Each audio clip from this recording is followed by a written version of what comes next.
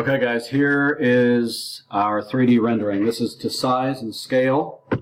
So I flipped the island to put the bar stools as you can see them.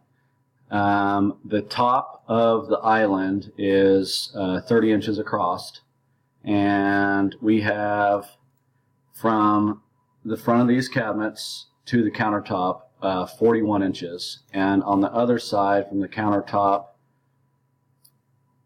we have 42 inches.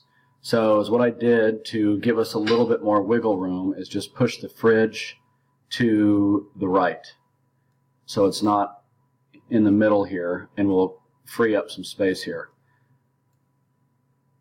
I just think this is a lot better look than the Peninsula. 3 bar stools here, and then these wings to help give this some support. So these are 12 inches or 10 inches deep here, and then these cabinets on the back are 16 inches deep. Sink cabinet, which is 30 inches deep, give us an extra 6 inches for the water filter, the dishwasher. These are 28-inch wide cabinets. Lazy Susan.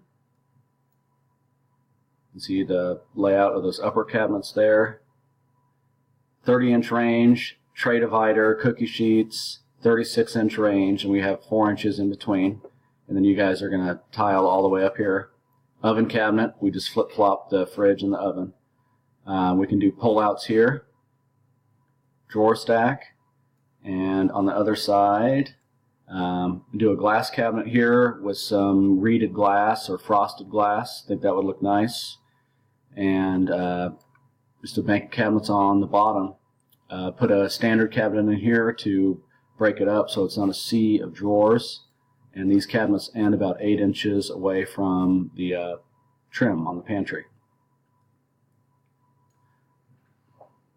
So there we are. I mean, I like the island, like I mentioned. I think that'll work. Especially helps out pushing the range, or excuse me, the refrigerator to the right. And this would be paneled, the shaker panel on that side. So let me know what you guys think. Thank you.